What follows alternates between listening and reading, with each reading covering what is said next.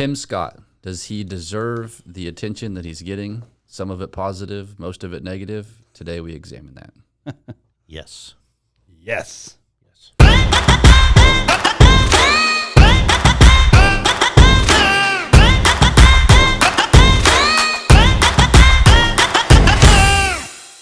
So I have an interesting contribution to our podcast. Okay. Besides the smell on the table. So lots of my friends watch it. The smell under the table.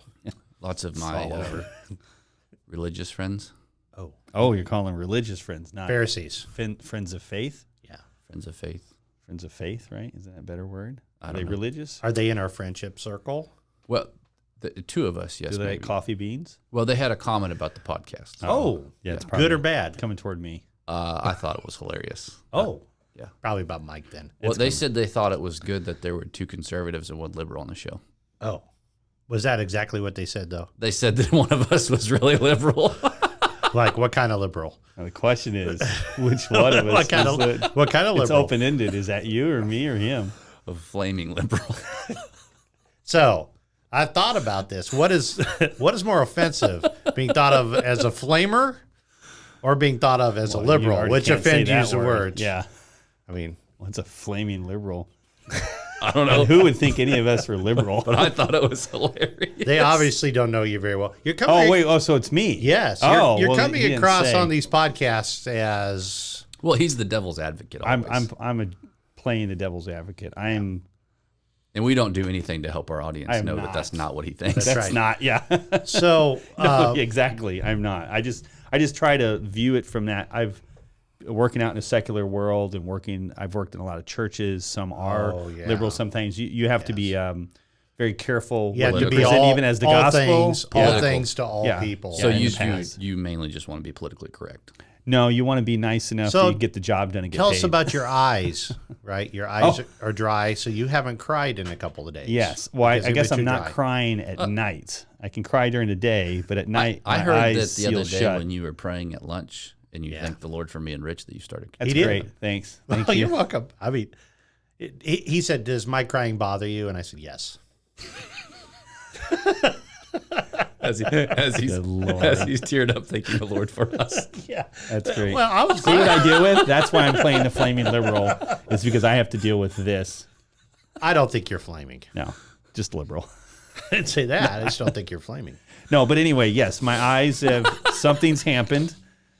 Post-COVID, possibly. It all seems about the same time. Can't figure out why, but all of a sudden now I wake up 5, 6, 8, 10 times a night, and my eyes are glued shut to themselves. His eyesight's gone. So let me It's make sure I wrecking- understand this It's wrecking correctly. my sleep and my The object of sleeping is for your eyes to be closed, and you're concerned that they won't come open. yes, because when you go to open them and you fall on yourself and then you crash into things because Maybe you you can't should make it get them open before you get up. I do. I have eye drops. I'm just going through them. It's not fixing the problem. It's only just getting me through that moment. And then about 2 hours later, they dry out. So I probably got to go to the doctor.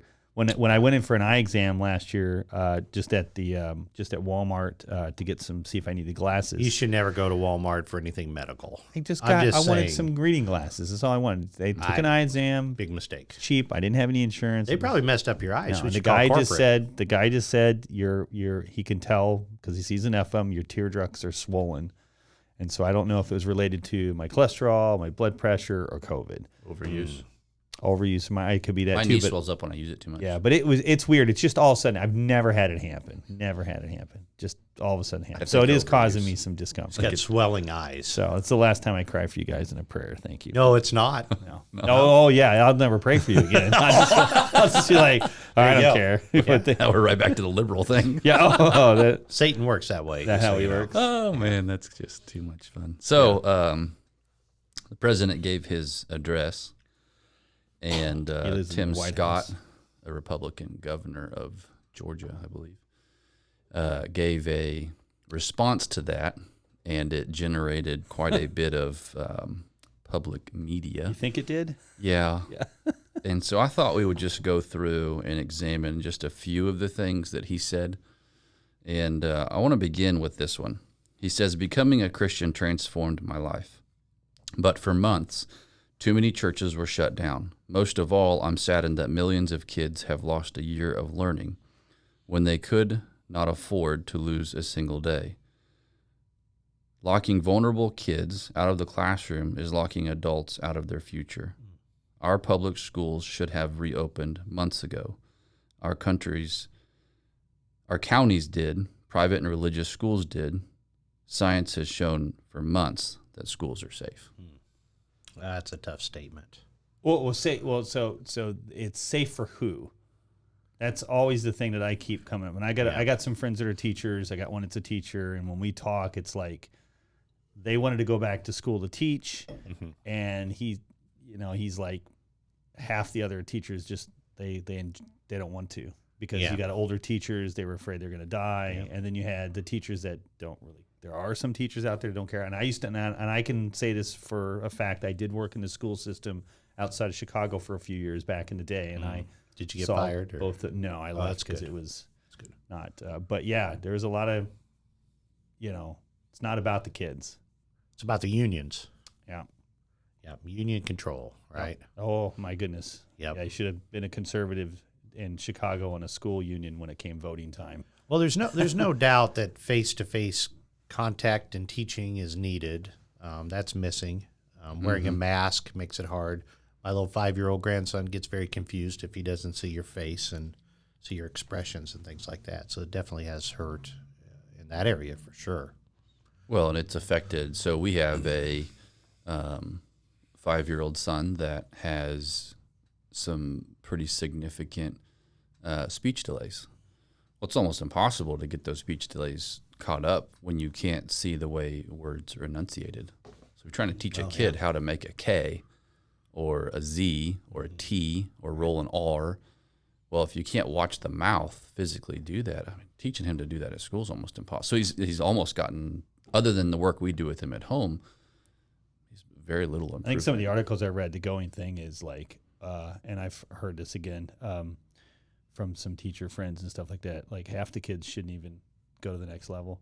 They got in a situation where it's so bad now that they're going to just have to pass students because they can't keep them back because there won't be enough positions open in the classrooms as they bring in the next grade. If they bring them in, they'd have to either like keep them all back or they'd have to, because if you got half the kids that didn't do the work and then they were just looking at their past and said, well, in the past you did A work, so we'll give you A. In the past you were a D, we'll give you a C, because they just weren't even doing it. Because unless there's somebody at home to make them do it, without a teacher there, without somebody in there to instruct, well, I mean, we all went to school. I mean, if there was no teacher in the class, I know for myself, I can't speak for you two. I know for myself, half the time I probably would have done something else. Kind of like college. On a girl behind me. Kind of like what happened to you in college. Yeah, just if there was no teacher that you had interest or anything like that, self-motivation is not part of our vernacular anymore. It's not like we. And then I think the interaction, the play between children, all that, learning your place in the classroom and all that has gone away, and that's hurtful too. Oh, our daughter is constantly asking, when are we going to be done with this COVID stuff in school? Because when you're wearing a mask, you're running on a playground, you're sucking wind. They're not allowed to take them off. They get dirtier than all get out. Yes. I mean, it's dirty masks are not good. Well, I mean, most of the studies I've seen, influenza A, influenza B is far more dangerous for children than.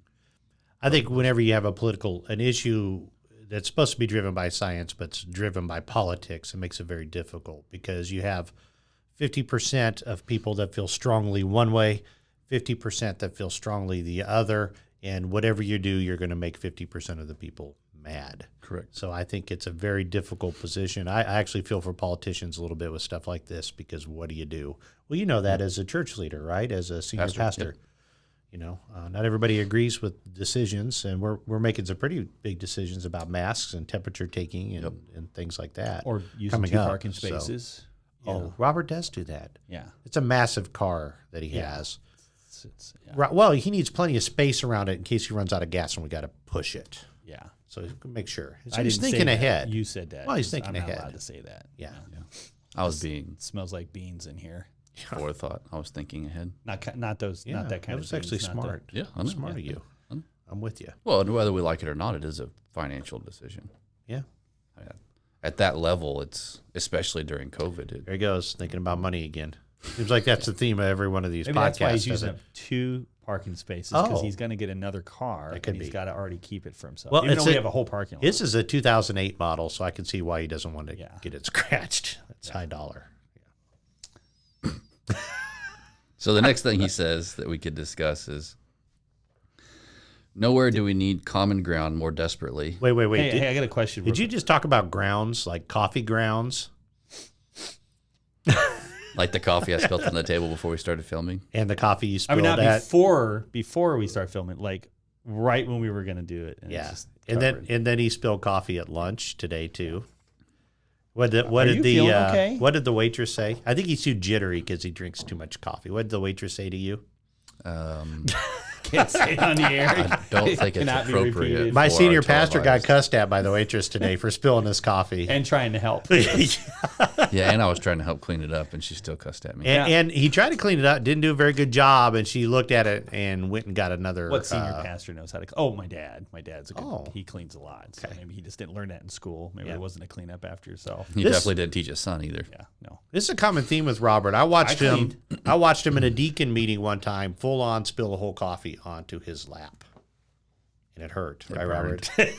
And since he can't show that he's human, Yeah, and he has to Terminator it, that's right. stay in control as it's That's right. searing. You don't ever want to show Nether weakness. regions. You don't want to show weakness in front of the deacons. You don't, and he wants to show that he's alpha top It would dog. have been hilarious if he got up and walked outside, shut the door. Yeah, he could have. He showed no pain at all, and everybody's just kind of looking at him like, "Did Sorry you about spill that. coffee on yourself?" We might But, have to bring that down in post. I was a little. I backed away from it. Well, Oh, no, no, So wait. I will wanna- say, Oh, I go will ahead. say that the waitress joking with us that way Oh, she was is joking. more now. a sign of our love. respect, a relationship She that loves us. we go there and we get along, and so was she that wouldn't at? say that to a normal customer. Restaurant right across the street here. Oh, over there. She's a workout buddy. We see her Yeah. working So- out in the mornings. So she didn't say that. She wouldn't say that to a normal. So No, I was it going to was stop you earlier. Speaking of restaurants, what did he say this post about going to church before or after he said that someone at Chick-Fil-A, That was at the very beginning. that was at the beginning. So he worked at Chick-fil-A and somebody at Chick-fil-A like invested in his life, Helped him work to the top. helped Yeah. him work to the top. In an interesting Christian-owned company. Who would think you could do that? Christian-owned company. I mean, I don't know. I'm not anyway, that. I just thought, I thought that was, that's the first thing I caught. I was like, oh, he worked at Chick-fil-A. So he worked a job. You like Chick-fil-A, don't you? I'm glad. now I I'm glad can't- out of all of this, the most important thing Mike pulls out is Chick-fil-A I am helps somebody. struggling with the fact He that loves my Chick-fil-A. cholesterol is Gotta through give the me roof, one of them chocolate and shakes I at the gotta Chick-fil-A. Stop. Probably, I gotta savor the Chick-fil-A for like maybe once a month that I can. Listen, we've already told you that high cholesterol is a silent killer. You won't even see it coming. Yeah, I know. My own body's doing it to myself Yeah, at this point. it's okay. So, but I stopped eating eggs. Anyway, go on. So he says this. He says, nowhere do we need common ground more desperately than in our discussions of race. I have experienced the pain of discrimination. I know what it feels like to be pulled over for no reason, to be followed around a store while I'm shopping. I remember every morning at the kitchen table, my grandfather would open the newspaper and read it. I thought, but later I realized he had never learned to read. He just wanted to set the right example, which is interesting. Yeah. I've also experienced a different kind of intolerance. I got called Uncle Tom and the N-word by progressives, by liberals.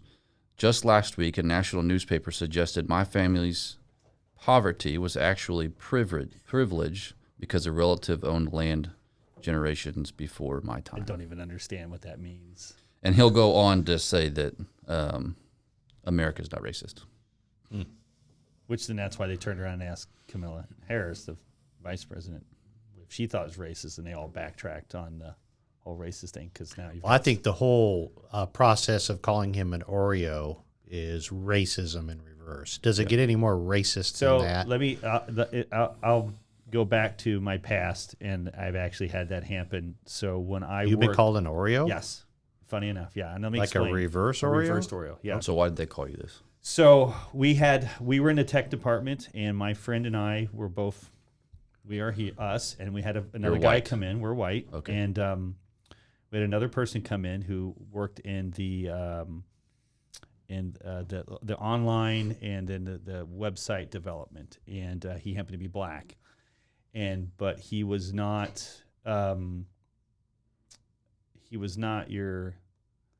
he stood out from everybody else due to the way he presented himself. And so he was also conservative, I believe, at the time. And so when we would walk down the hallways, it would be myself, him, and my friend. Mm-hmm. And they would call us the reverse Oreo. That's what they called us. Well, because they didn't like him because he was he spoke and he made more money and he. But in this case, they're saying he's black in appearance but white in thinking. So that's why they're saying that. But it's the same. It's so the same. It's Joy, the same thing. You got Joy Behar.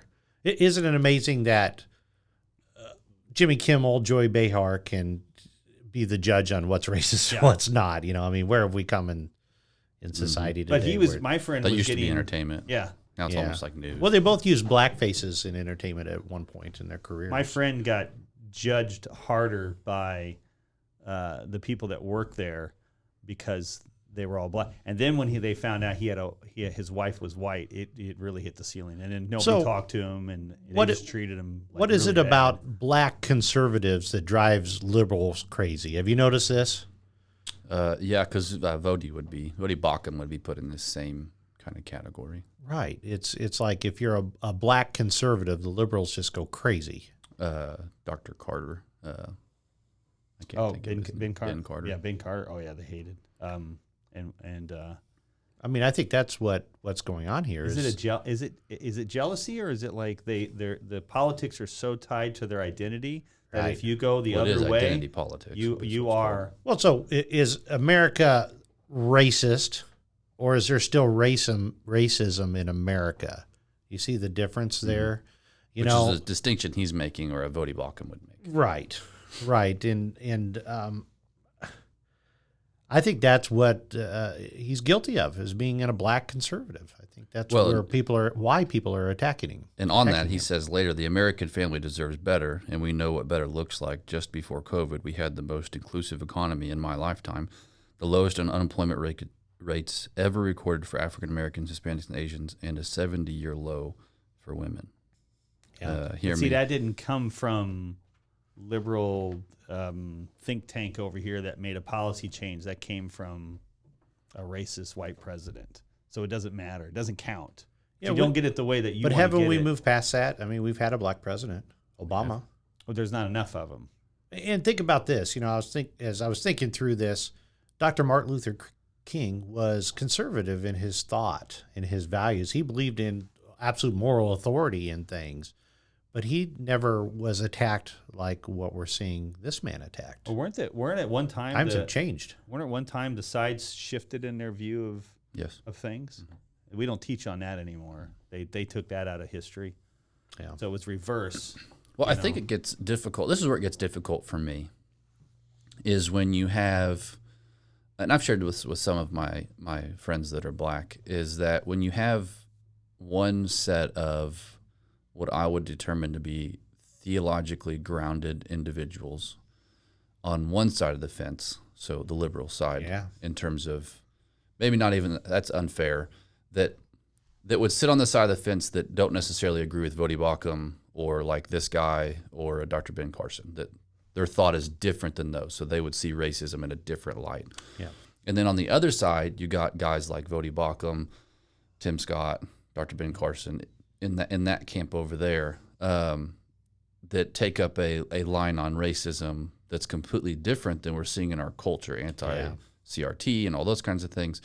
And you see those two groups not agree, so that when I read Voddie Baucham's Fault Lines book, he's talking about how, what you all are talking about with the reverse racism, and we're just creating a new system. You know what I think it is? So it used to be racism was thought along generational lines, right?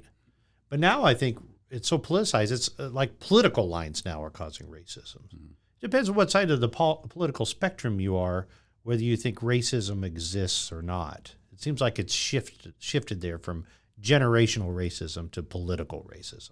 Well, and it becomes even more difficult because if you, for white men to understand the inner workings of this, because if I make a decision to come down on the liberal perspective of racism. Let's say I'm still conservative, but I agree with the social justice movement and I buy into that, but I'm conservative in my theology, which I think there is people that fall into that camp. Mm-hmm.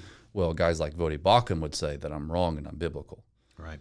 But if I go over to the Voddie Baucham camp and I join him, then the liberal side will say I'm a racist. And so essentially I'm put in a position where it's like, well, then what's the right decision? What's the right choice? How do I make a decision if you ever watch enough videos out there, you go to not the ones you see on like Fox or CNN. You got to really go and look at like the people who are pulling out the phone. You'll find a lot of times you'll get people of the same race. And they'll sit and argue. They'll just argue with each other. It's like because they don't even agree on what it means. Yeah, I mean, and that doesn't. This mean was a black man that called a black man that called him an Oreo cookie. Yeah, I mean, and the Uncle Tim comments are coming from what trended on Twitter for 12 hours before Twitter finally took it down. So I'm just like, how? So it don't. My struggle is that does racism only matter if it fits a certain political agenda? It's a theology behind it, yeah. And it makes it difficult for some of us to really figure out, okay, well, where's the thread of truth that runs through that? Where are we being faithful to God to say, okay, this is true, this is not true? And it's hard to even have a voice because, you say something and you're not going to, those two sides are still opposite of one another. Right. So I read Voddie Baucham's Fault Lines book, and it's like, well, he's nowhere near where some of my friends are in terms of the social justice movement, or even where like the president of the SBC is, or where some of our pastors are. And Voddie's over here with, he calls out David Platt in his book, and I'm going, well, where am I supposed to land on this in a way that honors the Lord? And it's just been made exponentially more difficult to do. It's very difficult, and I don't think voices need to be silenced on this. I think that conversations like this, right or wrong, need to be had. That's right. That's what's wrong in America today is we don't discuss these topics. We just shut up about them because we're afraid we're either going to get shamed or we're going to offend somebody. Well, I'm sorry. If you don't get the wrong thoughts out of your head, they can never be corrected. That's right. So even like if you're watching this podcast and you've joined us for this and you say, well, that's not the way we view things. Well, then you just write in the comments, say, here's another perspective. But our society is at a place now where if you're disagreed with, you're just done. Like everything you think has been thrown out the window because I disagree with you on this one issue. I've been called racist just for disagreeing about some political thing or like that. And I'm sitting there thinking, now, wait a minute. Half the churches I work in are in St. Louis and St. Louis. How could I be? Right. Most of the pastors that I dealt with in my previous job, trust me, I had an uncle who was a real racist, and he owned my grandmother. He owned a store in Mississippi, Dogtown, Mississippi, and if you were a black person, you had to ask permission to come in. This was in the 60s and 70s, probably into the 80s. However, I don't know how long he owned the store, but my dad used to tell me they'd have to come up to the door and that's real racism. That's a real racist. If I just disagree with that, I don't think police are killing anybody more than anybody else.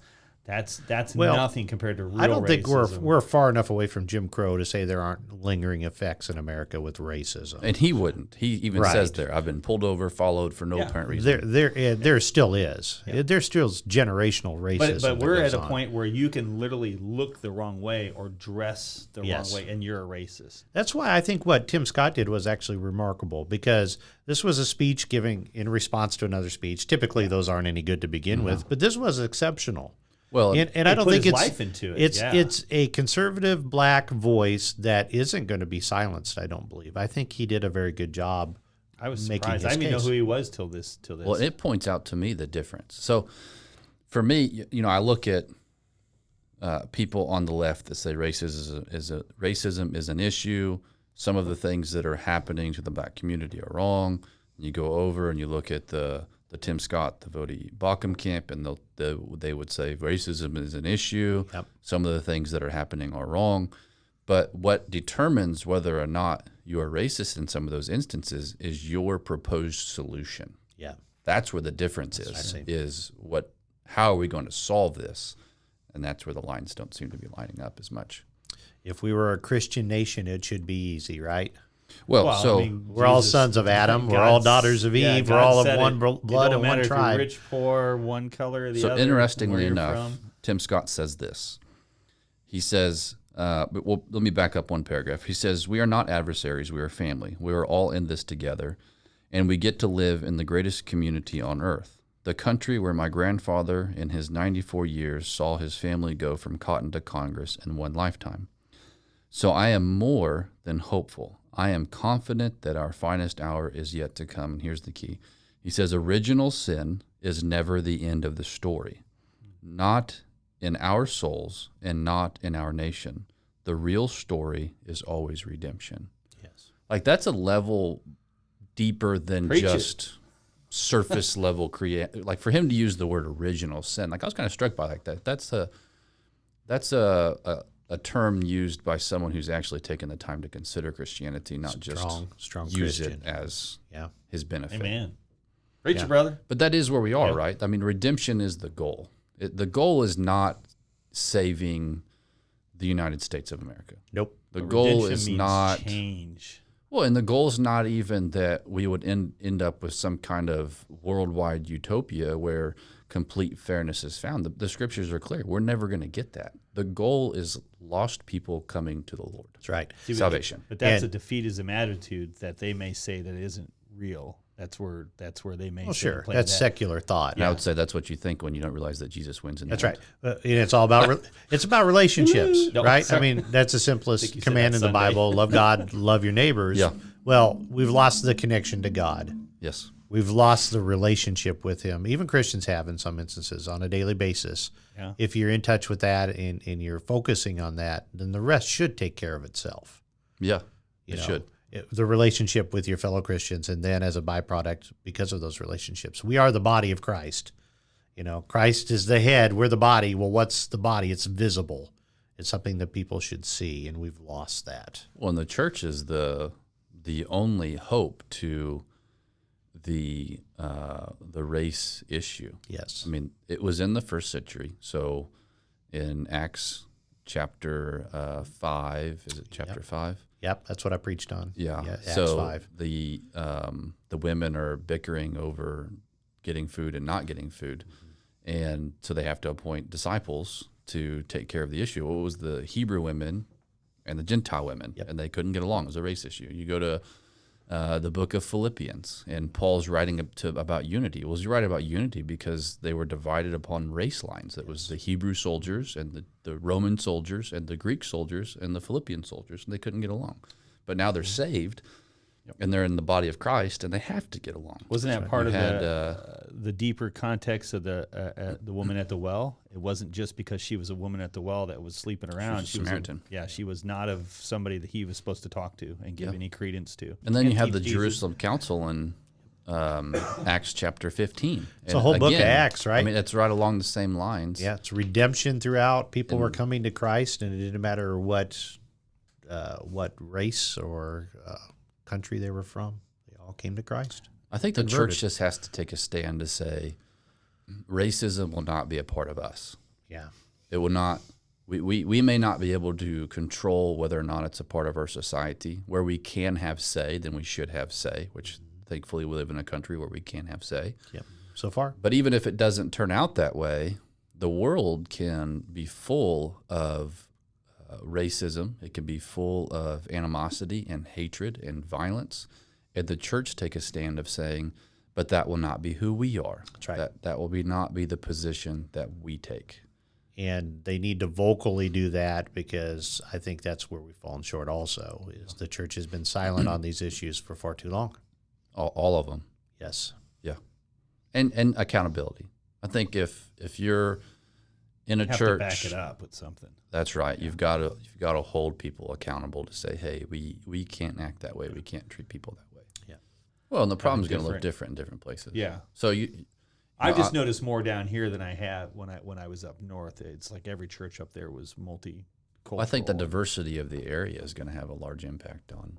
Yeah. So you take like Collinsville, where our church sits specifically, there is a high rate of diversity. Mm-hmm. But Collinsville overall is still only around national average. Yeah. But you go to the middle school, and it's extremely diverse, It's changing quickly. changing quickly. Demographics of the town is changing quickly. And so I think you've got to be in a position where your church should reflect your community.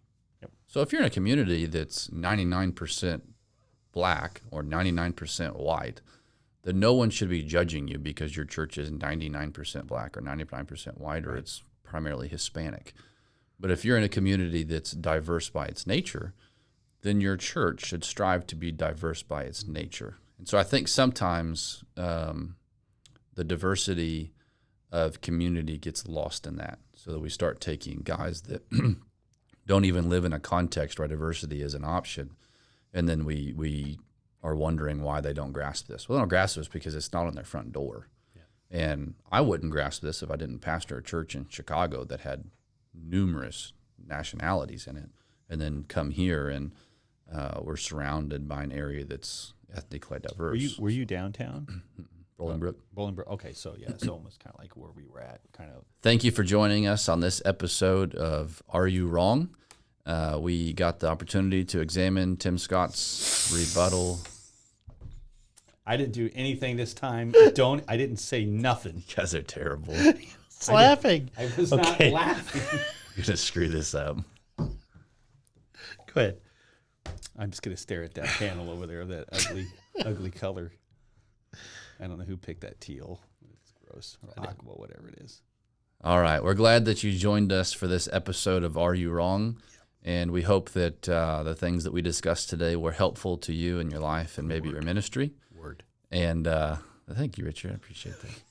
Yes. We would love your comments there in the comment section. We know that you may not all agree with everything that we said today, but we want to know where you're coming from.